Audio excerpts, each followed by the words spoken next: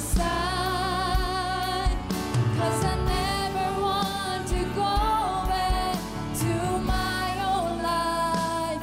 I need you more than yesterday. I need you more than words can say. I need you more than ever before. I need you, Lord. I need you, Lord. 고백합시다. 나 주님이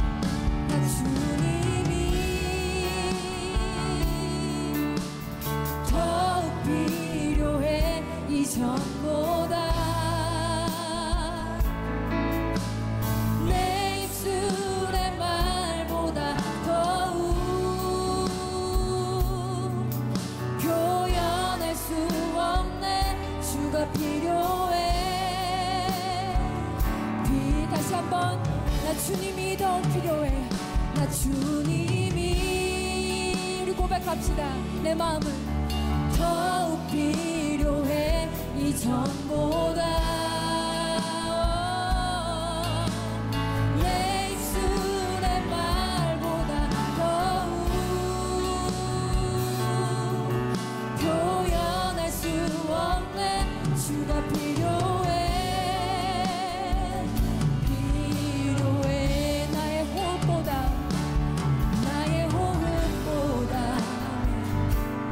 나의 노래보다 나의 생명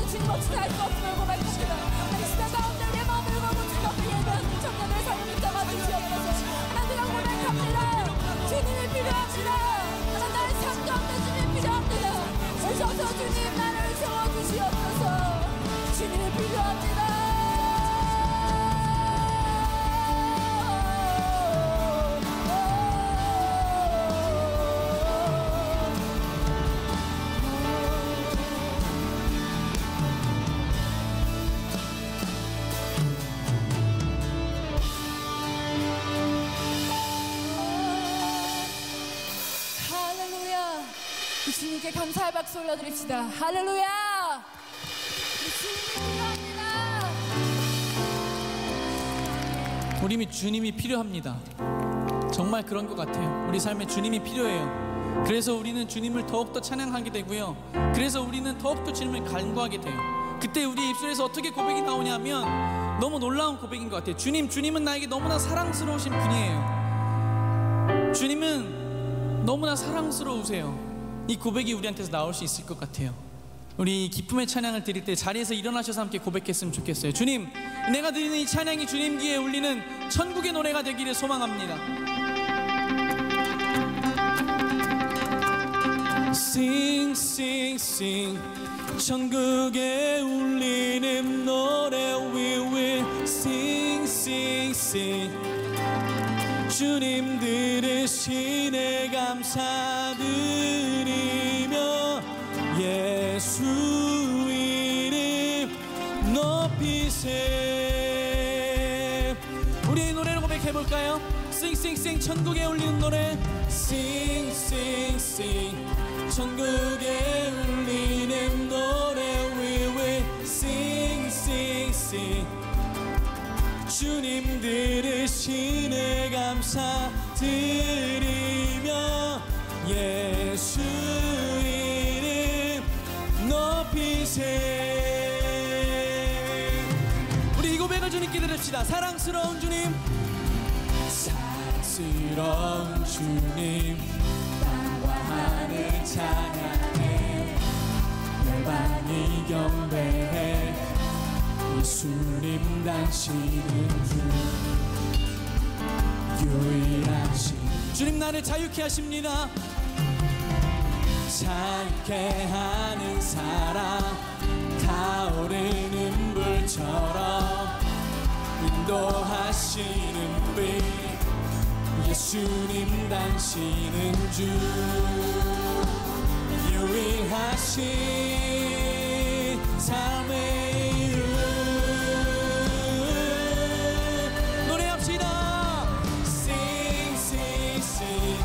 천국에 울리는 노래 We will sing, sing, sing. 주님 들으시네 감사드리며 예수 이름 높이세. 사랑스러운 주님 땅과 하늘 찬양해. 사랑스러운 주님 하늘 찬 열방이 경배해 열방이 경배해 예수님 당신은 유일하신 주님 나를 자유케 하시는 사랑해 주십니다. 자유케 하는 사랑 타오르는 내 길을 인도하시는 빛 예수님 당신은 주 유일하신 삶의 이름 Sing, sing, sing. Sing, sing, sing. 천국에 울리는 노래 We will sing, sing, sing. 주님 들으시네 감사드리며 예수 높이세. 우리 선포하며 고백합시다. 자유케 하시는 사랑 자유케 하는 사랑 타오르 주님 내 삶을 인도하시는 빛이십니다. 인도하시는 빛 예수님 당신은 주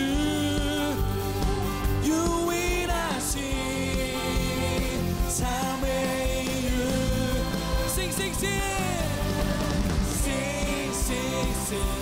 천국에 울리는 노래 We will sing, sing, sing.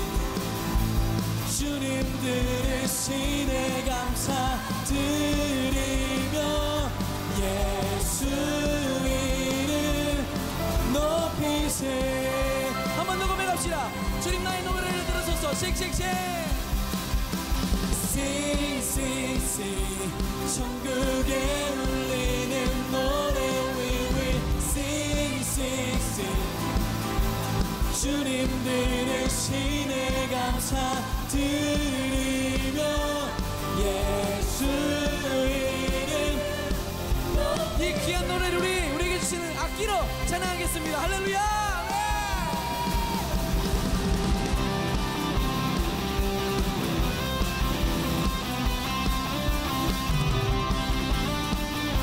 주님, 나의 노래가 주님께 아름답게 울리길 소망합니다. 나의 사랑스러운 주님, 나의 찬양을 받으소서. 주님, 우리의 찬양을 받으소서. 아멘. 자, 우리 노래로 함께 고백해볼까요? 싱싱싱 천국에 울리는 노래. 싱싱싱 천국에 울리는 노래. We will 주님 들으시네 감사드리며 예수 이름 높이세. 다시 한번 고백합시다. 싱싱싱 천국에 울리는 노래. 싱싱싱 천국에 울리는 노래. We will sing sing. 우리의 찬양을 주님께서 들으실 것입니다. 주님 들으시네 감사드리며 예수 이름 높이세. 한 번 더 고백합시다. 싱싱싱 천국에 울리는 노래. 싱싱싱 천국에 울리는 노래. We will sing sing sing. 주님 들으시네 감사드리며 예수 이름 높이세. 우리 마지막으로 한 번 더 고백합시다. 주님, 나의 노래를 맞춰서 sing sing sing sing sing sing 천국에 울리는 노래. 주님 들으시네 감사드리며 예수 이름 높이세.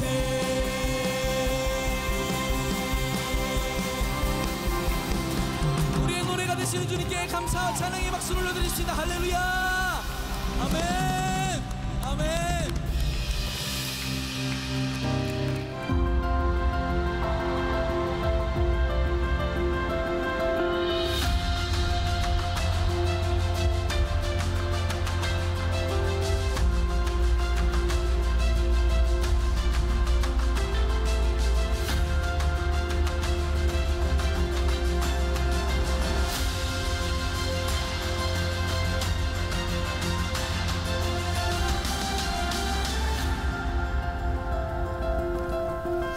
자, 오늘도 말씀이 몇 주 동안 계속해서 교리적인 말씀들이 많이 이렇게 나누어지고 있고, 이 말씀을 여러분들이 이제 중간에 놓치면 말씀의 맥을 잃어버릴 수도 있어요. 그래서 오늘 여러분들이 특별히 조심해야 될 건 뭐냐면 졸지 않는 거예요.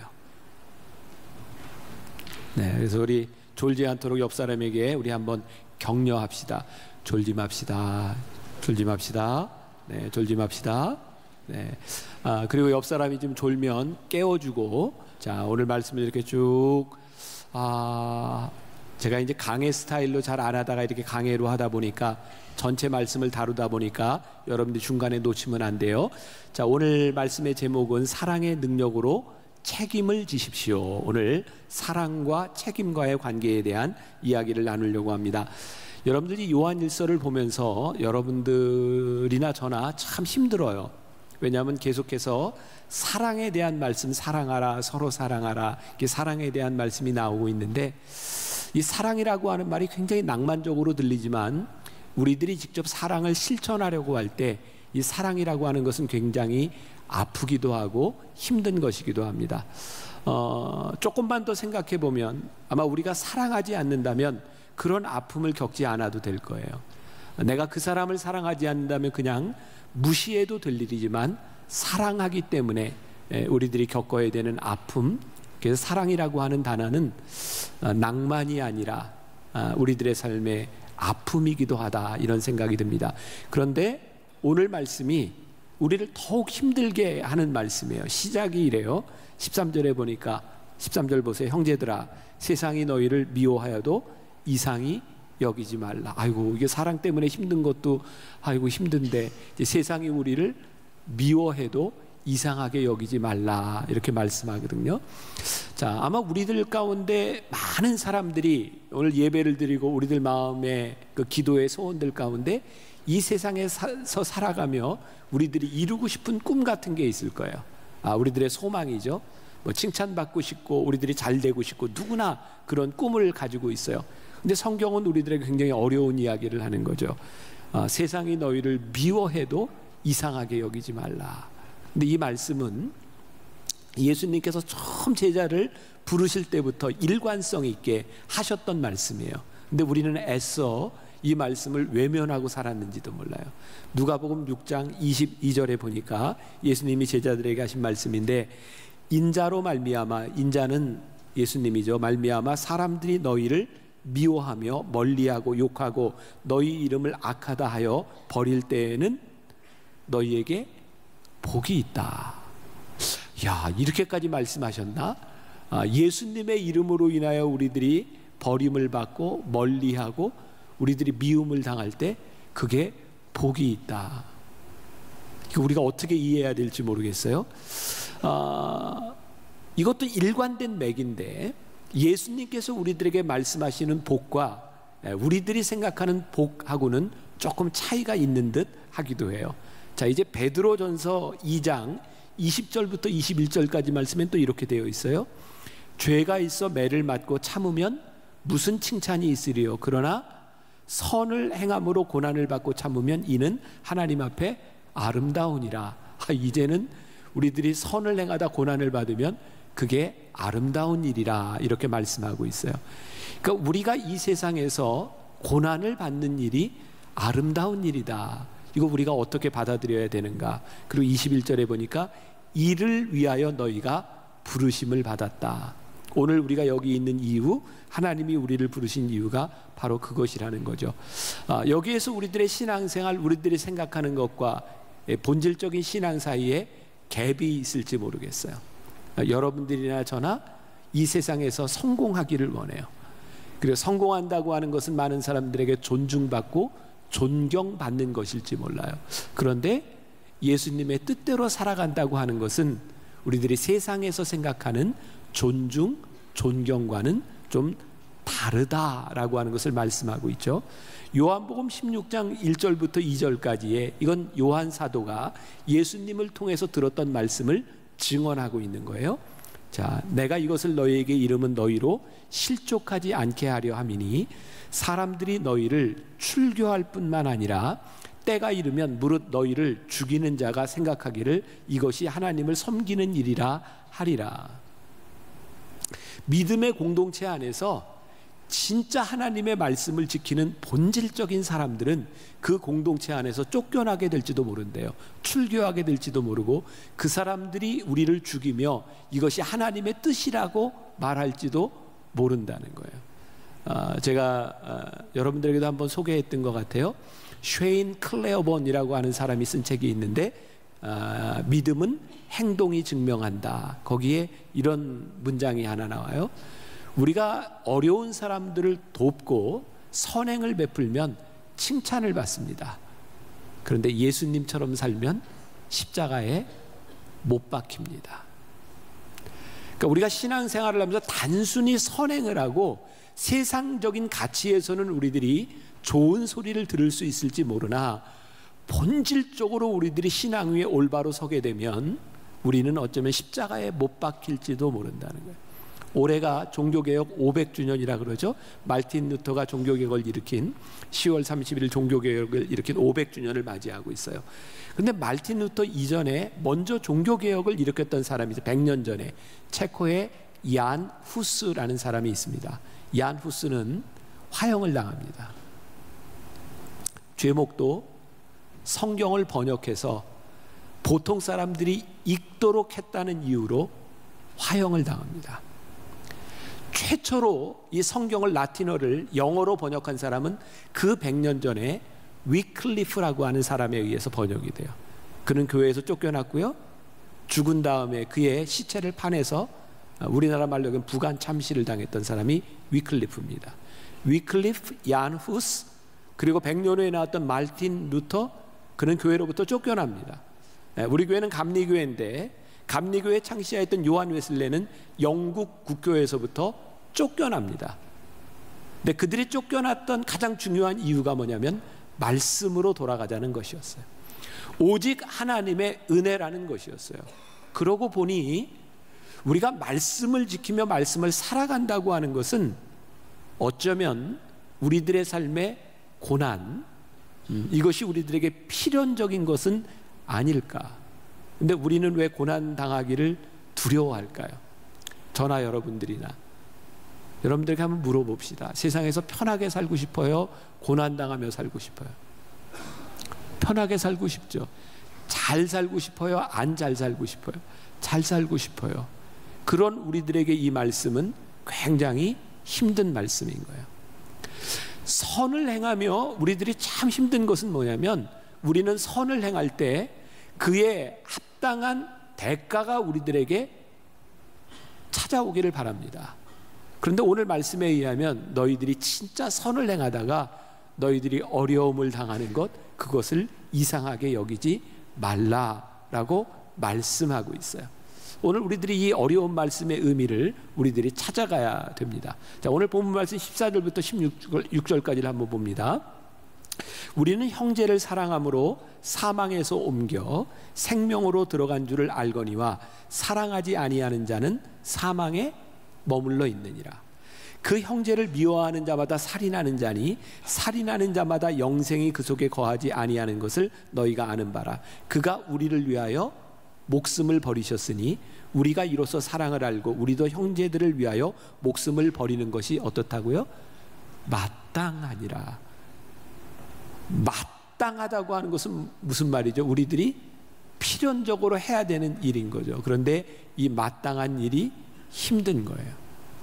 우리가 세상의 가치를 가지고 있는 한 이 마땅한 일이 힘든 거예요.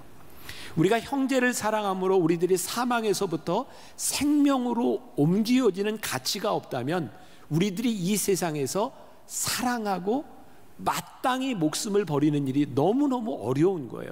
불가능한 일인 거예요. 그러니까 우리들이 이 생명에 대한 가치, 우리들이 하나님에 대한 올바른 믿음이 없다면 우리들이 걸어가야 되는 길은, 신앙을 지켜야 되는 이 길은 어쩌면 불가능한 일일지도 몰라요. 자, 보세요. 세상 사람들은 사람을 미워하여 뭐를 해요? 살인을 해요. 근데 하나님의 사람들은 형제를 사랑함으로 자기의 목숨을 내어줘요. 그러면 세상 사람들이 하나님을 믿는 사람들을 이해하지 못하는 게 당연하죠. 왜? 세상은 사람을 미워해서 살인을 하는데 우리는 사랑하여 내 목숨을 내어주는 거예요. 그러니까 필연적으로 세상과 우리 믿음의 가치는 굉장히 다른 거예요. 그래서 우리들이 본질적인 신앙 안에 서게 되면 이 세상과의 충돌이 일어나죠. 여러분들 이것을 부정적인 의미로 이야기하는 게 아니에요. 우리가 잘못하거나 세상과 싸워야 된다 이런 이야기를 하는 것이 아니라 본질적인 가치가 틀리다는 거예요. 여러분들에게 권하고 싶은 책이 하나 있는데 A.W. 토저가 쓴 책 중에 세상과 충돌하라 라는 책이 있어요. A.W. 토저는 60년대 50년대 유명한 목회자예요. 근데 저는 A.W. 토저의 책을 읽으면서 진짜 깜짝 놀랐어요. 60년대 미국 사회가 안고 있었던 신앙의 문제가 오늘 우리가 안고 있는 신앙의 문제와 전혀 다르지 않다는 거였어요. 그가 그 시대에 고민했던 것이 지금 우리가 고민하는 내용과 별로 다르지 않다는 거였어요. 중요한 것은 매 시대마다 신앙에서 벗어난, 본질을 벗어난 잘못된 신앙인이 있고 이 세상 가운데서 신앙을 지키려고 하는 믿음의 사람들이 있어서 신앙의 본질과 복음은 세상과 충돌하게 되어 있다는 거예요. 제가 오래전에 이 말씀을 준비해서 제가 이거 어디에서 어느 책에서 봤는지 기억이 나지 않는데 제가 써놨던 글인데 어떤 사람이 이웃집을 찾아가서 이야기를 하는 거예요. 솥을 좀 빌려주세요. 솥을 좀 빌려주세요. 그랬더니 그 사람이 이렇게 이야기를 합니다. 자네가 지난번에 내가 솥을 빌리러 갔을 때 안 빌려줬었지? 나도 안 빌려줘. 그냥 가. 이건 복수하는 거예요. 복수. 근데 어떤 사람이 이웃집에 가서 솥을 빌려달라고 했더니 이 사람이 이렇게 얘기해요. 내가 전에 자네한테 솥을 빌려달라고 했을 때 자네가 거절했지? 근데 나는 자네에게 솥을 빌려줄 거야. 미움이래요. 미움. 누군가 우리들에게 솥을 빌려달라고 할 때 그렇게 이야기하지 않고, 복수하지 않고, 미워하지 않고, 이거 있으니 가서 쓰시오, 그렇게 말하는 것이 사랑이라는 거예요. 우리는 교회에서 많은 이야기를 들었고, 용서하라는 이야기를 들었고, 사랑하라는 이야기를 들어서 우리들은 이렇게 사랑하려고 합니다. 용서하려고 합니다. 그러죠? 누군가 우리에게 참 잘못한 사람에게, 그래, 내가 그리스도의 사랑으로 너 용서할게. 근데 용서는 하는데 요건 짚고 넘어가자. 너 그때 그랬던 거 있지? 그래, 내가 너 용서할게. 우리가 분명히 선한 일을 해요. 선행을 베풀어요. 용서해요. 그런데 그 안에 아직도 독이 있어요. 우리가 선행을 베풀면서 그 속에는 미움과 복수가 있어요. 왜일까 생각해 보니까 우리는 그것을 내가 한다고 생각하는 거예요. 내가 용서해. 근데 오늘 성경은 우리들에게 뭐라고 말씀하시냐면, 그리스도께서 너희를 위하여 목숨을 버리셨던 것처럼 그 사랑으로 인하여 너희가 하라는 거예요. 우리의 능력이 아니라는 거예요. 예수님께서 우리들에게 이 세상에서 하나님의 사람으로 살라고 하는 이 말씀은 우리들이 생명을 줄 수 있는 능력을 가지고 살라는 것이 아니고, 우리가 누군가를 구원할 수 있는 우리의 능력으로 살라는 것이 아니고, 너희들이 받았던 그 사랑과 너희들이 보았던 그 사랑을 가지고 너희도 그렇게 보여주라는 거예요. 우리는 빛이 아니에요. 그러나 빛이신 예수님을 증거할 수는 있어요. 우리는 생명이 아니에요. 그러나 생명인 예수님을 우리들이 증거할 수는 있어요. 우리가 세상을 변화시키고 제자를 삼고 전도한다고 하는 것은 우리들이 그 사람들을 구원시키는 것이 아니라 우리들이 알고 있는 것을 그들에게 알게 하는 거예요. 영어로 얘기하면 let them know. 우리가 무엇을 하는 게 아니에요. 그들로 하여금 알게 해주는 것, 그것이 사실은 진정한 아주 본질적인 사랑인 것을 우리들에게 얘기하고 있어요. 자, 오늘 여러분들이 구별해야 될 사랑에 대한 이야기를 하나 해요. 우리들이 착각하는 부분이기도 하죠. 자, 여러분들은 누군가를 이렇게 사랑한 경험도 있고 지금 사랑하기도 하고 누군가를 사랑할 사람을 만나기도 할 거예요. 근데 우리는 뉴스를 통해서 사랑에 대한 비극적인 이야기를 참 많이 듣죠. 내가 너를 사랑해서 죽이기도 해요. 내가 너를 사랑해서 스토커가 되기도 해요. 내가 너를 사랑해서 뭔가 범죄를 저지르기도 해요. 그 사랑을 보면 굉장히 이기적인 사랑이 있고 이타적인 사랑이 있는데 똑같이 사랑한다고 하는데 그 결과가 달라요. 혹시 여러분들 패신저스라고 하는 영화를 봤나요? 올 초에 이 영화를 보면서 사실 이 영화를 보러 들어갈 때 맞는 시간대가 없어서 들어갔어요. 그리고 이 영화에 등장하는 인물은 단 3명이에요. 굉장히 지루할 것이라고 생각하고 이 영화를 보게 되었는데 이 안에 복음이 있었어요. 놀라운 일이었어요. 한번 여러분들 나무 공동체끼리 한번 같이 봐도, 오늘 설교를 듣고 봐도 굉장히 좋은 영화예요. 이 영화는요, 조금 이제 공상과학 영화처럼 그렇게 아마 현실화될 겁니다. 어떤 우주선에 5,000명의 사람들이 동면을 하고 있고 저런 상태로 동면을 해요. 5,000개가 쫙 있고요. 120년 동안 다른 행성으로 갑니다. 그리고 120년 후에 동면에서 다 깨어나가 되고 거기에서 자신들의 꿈을 이루려고 하는 사람들이에요. 그런데 이 영화의 주인공이죠. 30년밖에 안 갔는데 아직 90년을 더 가야 되는데 고장으로 인해서 동면에서 깨어납니다. 혼자. 굉장히 황당한 일이 벌어진 거죠. 혼자 동면에서 깨어나요. 그래서 이 짐 프레스턴이라고 하는 이 주인공은 엔지니어였기 때문에 어떻게 해서든지 동면을 해보려고 다시 들어가려고 해보는데 안 되는 거예요. 방법이 없어요. 근데 이 우주선은 온갖 첨단 장치가 다 마련되어 있어요. 그래서 이제 동면을 할 수 없으니까 거기에 있는 많은 먹을 것들, 명령만 하면 다 나와요. 또 모든 종류의 즐길 수 있는 엔터테인먼트 기구들이 다 있어요. 1년을 열심히 먹고 놀았는데 결국 1년 후에 그는 너무나 고독해서 자살을 하려고 해요.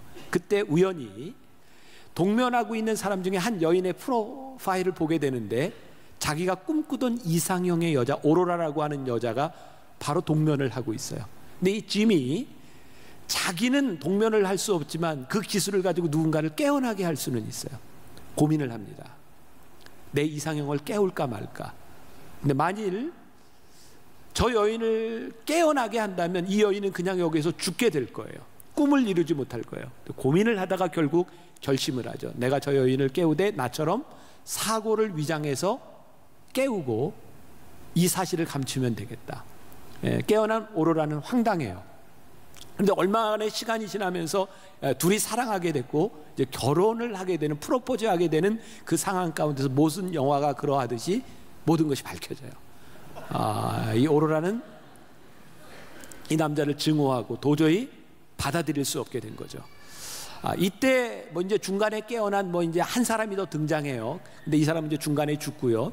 문제는 5천 명의 사람들이 한꺼번에 다 죽을 수 있는 어려움 가운데서 짐은 그 우주선 밖으로 나가서 이제 우주선을 수리하면서 모든 사람들을 살려주고 죽을 수밖에 없는 위기 가운데서 이제 오로라가 이제 구해줍니다.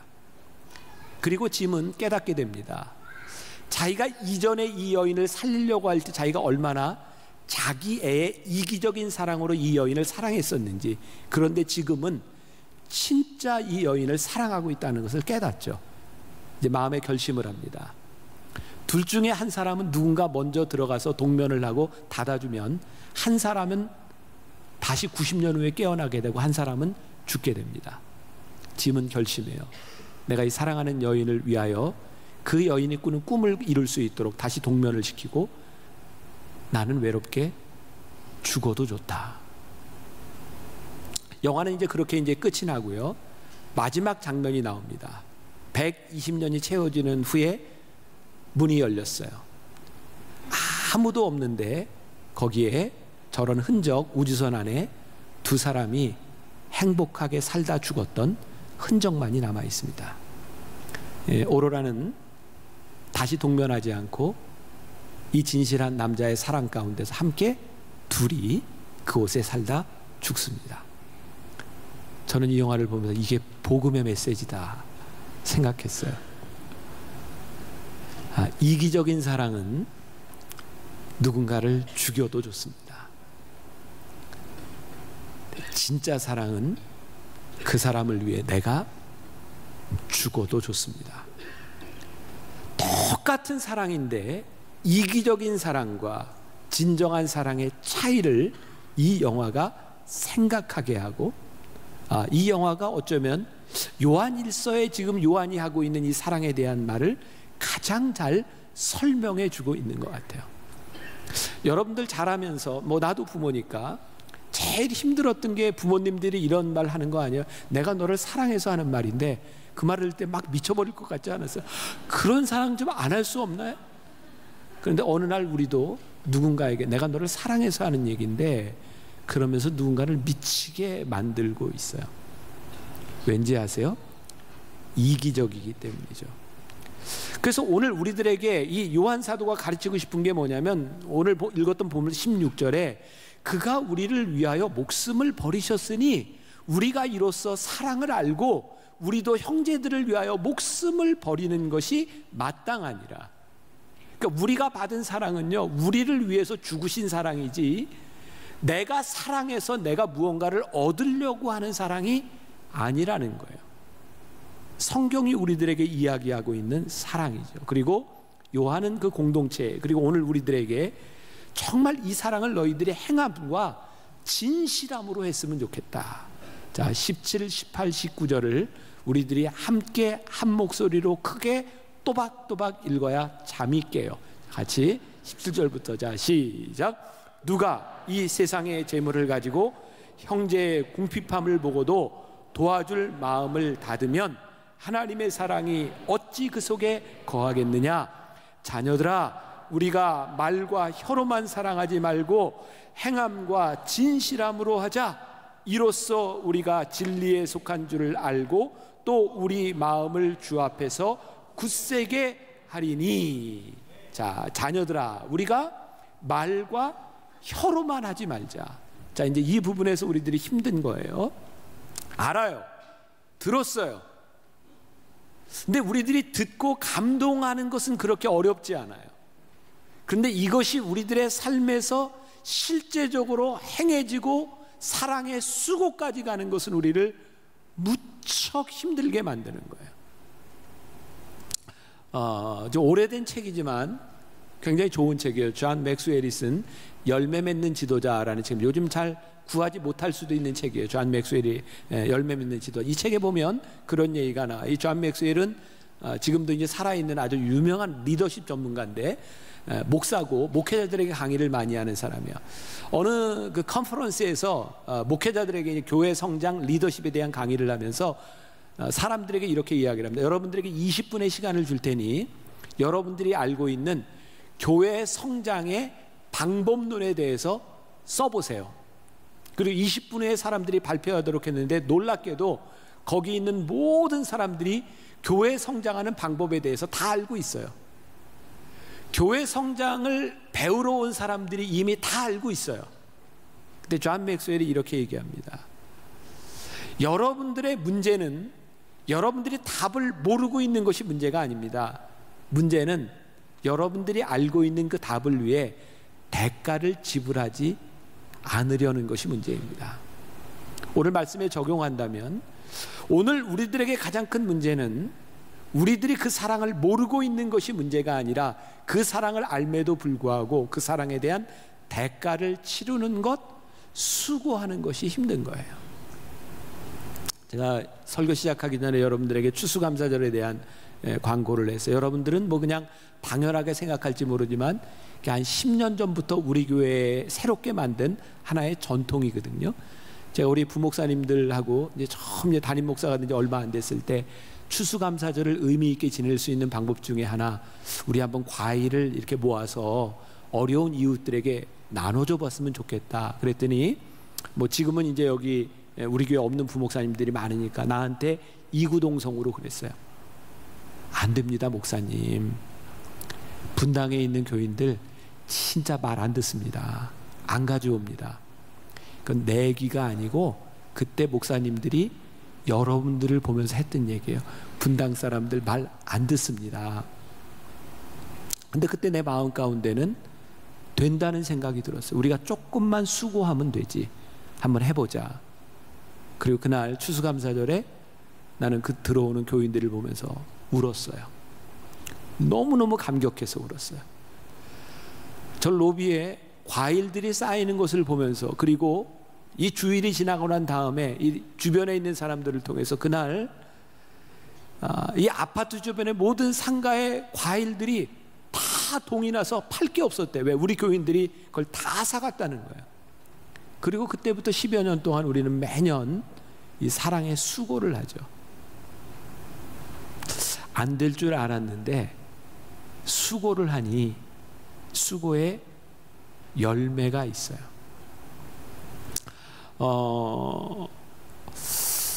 어제 내가 결혼 주례를 2번을 했는데 결혼 주례를 하면서 제가 참 이제 힘든 이제 그런 시간이었어요. 왜냐하면 지난 한 달 가까이 우리 집사람하고 나하고 조금 좀 힘들었어요. 감정적으로. 근데 이게 참 힘든 거예요. 그래서 내가 이제 이거 어떻게든 이렇게 좀 이제 풀고 가야 되는데, 왜냐하면 하필 또 계속 이게 사랑에 대한 설교잖아. 그러니까 더 힘든 거예요. 설교하기가 무척 힘든 거예요. 어제 결혼식 주례를 하면서 이제 신랑 신부 이야기를 하면, 나도 결혼한 지 30년이 됐는데 뭐 우리들이 이제 감정적으로 또 조금 힘들 수도 있고 서로 좀 어려울 수도 있지만 내가 진짜 감사하게 생각하는 것 중에 하나, 결혼하고 30년 동안 나와 함께 살아오면서 정말 나에게 돕는 배필이 되어준 거, 난 그거 너무너무 감사하다. 왜냐면 하객으로 우리 집사람이 앉아 있었기 때문에 그거를 알아들었는지 이제 그렇게 이야기를 이제 하고, 오늘 또 이렇게 설교를 하는 거예요. 왜 내가 힘들었을까요? 오늘 말씀해 보니까 이런 구절이 있어요. 여러분들 21절 보세요. 사랑하는 자들아, 만일 우리 마음이 우리를 책망할 것이 없으면 하나님 앞에서 담대함을 얻고 무엇이든지 구하는 바를 그에게서 받나니 이는 우리가 그의 계명을 지키고 그의 앞에서 기뻐하시는 것을 행함이라. 우리들이 하나님 앞에 담대할 수 없는 이유가 있는데 그게 뭐냐면 책망할 것이 있을 때예요. 우리들이 분명히 신앙생활을 열심히 해요. 사랑해요. 기도해요. 그런데 아무리 기도를 해도 기도에 응답이 없는 거예요. 내가 아무리 열심히 신앙생활을 내 마음이 답답한 거예요. 마치 파이프에 물이 흘러가야 되는데 어느 날 물이 흘러가다 꽉 막혀버려서 물이 흐르지 않아요. 이유는 간단해요. 거기 가운데 뭐가 탁 가라막고 있는 거예요. 우리는 일상적으로 늘 동일한 일을 하고 동일한 기도를 하고 동일한 신앙생활을 하는데 우리들이 하나님 앞에 담대히 나아가지 못하는 그 책망할 무언가가 우리들에게 있는 거예요. 그게 요한은 이야기합니다. 너희들이 말로만 이야기하고 너희들이 혀로만 이야기하고 너희들이 행하지 아니할 때 너희들이 막혀져 있는 그것, 너희들이 이것을 해결하지 않으면 우리들이 말하는 것이 얼마나 거짓인지 모른다라고 말을 하고 있죠. 오늘 22절이 참 중요해요. 22절 여러분들 한번 줄을 쳐놓고 꼭 기억해도 좋은 말씀이에요. 무엇이든지 구하는 바를 그에게서 받나니. 누구에게서 받아요? 하나님에게서 받아요. 이는 우리가 그의 계명을 지키고 그 앞에서 기뻐하시는 것을 행함이라. 자, 순서를 조금 바꿔보세요. 우리가 그의 계명을 지키고 그의 앞에서 기뻐하시는 것을 행하면 무엇이든지 구하는 바를 그에게서 받나니. 이게 훨씬 더 이해하기가 좋죠. 이 문장은 아주 명쾌합니다. 우리들이 하나님 앞에서 계명을 지키고 하나님이 기뻐하시는 일을 하면 우리들이 무엇이든지 구하는 것을 받는데, 전의 절과 이렇게 연결해서 본다면 그게 우리들이 하나님 앞에 담대히 나가지 못하고 우리들이 기도에도 얻지 못하는 것은 하나님의 말씀대로 행하지 아니하고 하나님을 기쁘시게 하지 못하기 때문이다. 자, 그러면 이런 관계가 성립이 되는 거죠. 우리들이 기도할 때 우리는 어떤 기도를 하는가? 여러분, 기도하는 여러분들의 모습을 보세요. A.W. 토저의 하나님을 향한 열정이라고 하는 책에 보면, 이걸 내가 한번 읽어줄게. 잘 들어보세요. 잘 들어보세요. 잘 들어봐. 네. 자, 내 기도를 안내해주는 길잡이는 하나님이 선하신 분이라는 인식이다. 우리가 깨달아야 할 것은 그분이 원하지 않는 것을 행하시도록 그분을 설득할 필요가 없다는 것이다. 기도회 때 사람들이 드리는 기도를 들어보라. 그분을 설득할 수 있다고 믿는 사람들이 있다는 걸 알게 될 것이다. 이런 사람들의 생각은 완전히 잘못되었다. 하나님이 어떤 분이신지를 알게 될수록 내가 그분께 무엇을 기대해야 할지를 더욱 알게 되고, 또한 그분이 내게 무엇을 기대하시는지를 더욱 잘 이해하게 된다. 그분과 나 사이의 기대는 일방통행이 아니라 양방통행이다. 자, 우린 기도해요. 자꾸 하나님을 설득하려고 해요. 자, 이게 뭐가 깔려 있나요? 내가 하나님을 자꾸 설득하려고 해요. 하나님하고 나하고 뜻이 맞지 않는 거예요. 내가 하나님을 자꾸 설득한다고 하는 것은 하나님이 기뻐하시지 않는 것을 내가 지금 하고 있다는 증거예요. 여러분, 우리가 기도하면, 기도가 우리들에게 능력이 있는 것은 하나님의 뜻이 무엇인지 하나님의 뜻이 아닌 것을 분별하게 되고, 우리들이 하나님의 뜻을 구하기 시작할 때 기도가 기쁘고 기도가 응답되는데, 우리는 하나님을 알려고 하지 않는 거예요. 하나님은 사랑이시고 하나님은 빛이시고 하나님은 말씀이라고 하는 것을 우리는 알려고 하지 않고, 하나님을 이해하려고 하지 않고, 하나님의 인격을 이해하려고 하지 않고, 우리는 끊임없이 하나님을 설득하려고 해요. 그 마음이 답답해요. 우리들에게 응답이 없고 우리들에게 기쁨이 없어요. 오늘 주제 말씀인데 23절 보세요. 23절 같이 한번 봅니다. 그의 계명은 이것이니 곧 그 아들 예수 그리스도의 이름을 믿고 그가 우리에게 주신 계명대로 서로 사랑할 것이니라.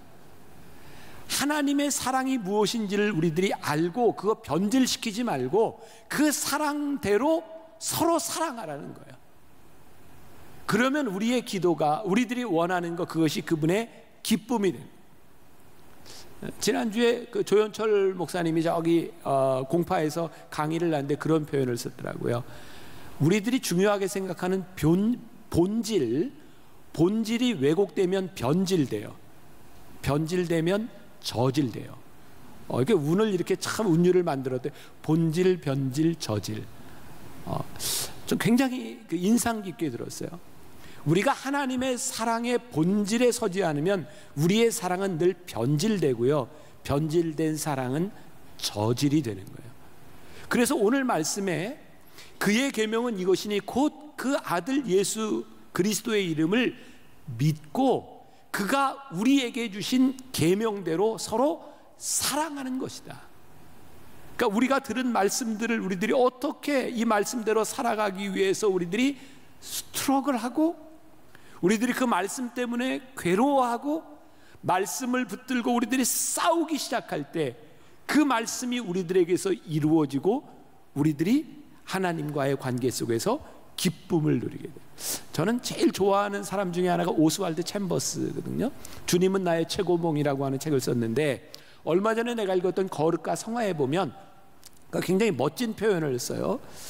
하나님은 하나님의 사랑을 통하여 우리를 영광스럽게 만드신다는 거예요.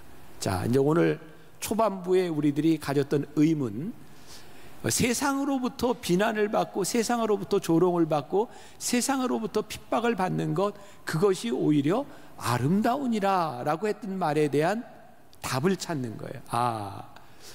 만일 우리들이 세상 것에 대한 가치가 있다면 세상에서 조롱을 받는 것을 우리들이 견딜 수가 없는데, 우리들이 주의 계명을 따라 말씀대로 살아가면 조롱이 문제가 아니라 우리들에게 뭐가 있어요? 영광이 있는 거예요. 하나님의 영광이 나타나고 우리를 통하여 우리들의 삶이 영광스럽게 드러나는 거예요.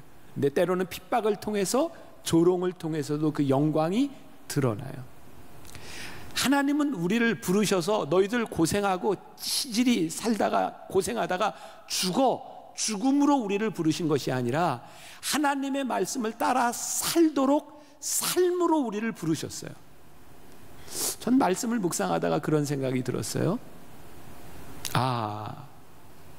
죽음이라고 하는 것은 우리들이 선택한 인생의 끝, 저 끝에 있는 두려움의 죽음이 아니라 우리들이 하나님의 뜻을 따라 살아가다가 어쩌면 우리들의 삶의 선택 가운데 하나가 죽음일 수 있어요.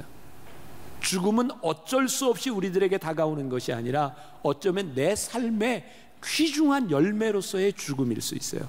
그때 그 죽음은 영광스러운 거예요.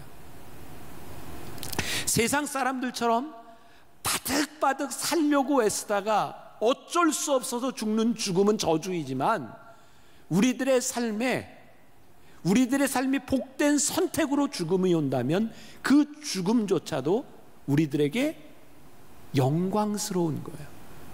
그러니까 하나님은 우리를 핍박과 죽음으로 부르신 것이 아니라 우리를 삶으로 부르셨는데, 그 거룩한 삶 가운데 우리들이 세상에서 핍박을 받을 수도 있어요. 그럼 너무 여러분들 그렇게 두려워하지 마세요. 하나님이 핍박만 주시는 것이 아니라 이 땅 위에서 여러분들이 사명을 감당할 수 있는 그 어떤 재물과 명예도 하나님이 주실 수 있어요. 그게 다가 아니라는 거예요. 명예, 수치, 이것에 대한 문제가 아니라 우리들이 어떻게 영광스럽게 살아가는가, 그 삶으로 우리를 부르셨다는 거예요. 그래서 우리들이 그 사랑에 대한 책임. 자, 오늘날 교회 안에 아마 여러분들이 교회에서 제일 많이 듣는 말 가운데 하나가 은혜, 사랑, 찬양도 사랑, 은혜 제일 많이 듣잖아요. 근데 우리 여러분들 딱 까놓고 얘기해 봅시다. 교회 안에 진짜 그렇게 사랑이 많아요? 까놓고 얘기하자니까. 세상이 우리 교회를 보며 여러분들을 바라보며 와, 저곳에는 은혜가 있구나, 사랑이 있구나, 그렇게 얘기해요? 세상이 왜 우리를 향해서, 참 듣기 싫은 말, 개독교? 너희들은 위선자야, 왜 그런 말을 할까요? 제 이유를 이야기할게요. 오늘 말씀의 결론이기도 하고, 우리가 말하는 사랑과 은혜는 다 우리가 받은 사랑이에요. 하나님 은혜 받았어. 내가 하나님의 사랑을 받았어. 나 구원받았어. 근데 성경에서 이야기하는 세상 사람들이 또한 원하는 것이 있는데, 세상은 우리들이 받은 사랑을 원하는 것이 아니라 우리들이 받은 사랑으로 우리들이 행하는 사랑을 보고 싶어요. 사랑이 보여지고 은혜가 나타나는 것은 우리가 받은 것 때문에 나타나는 것이 아니라 우리들이 받은 사랑 때문에 사랑하고, 우리들이 받은 은혜 때문에 은혜를 베풀 때 사랑과 은혜가 나타나는.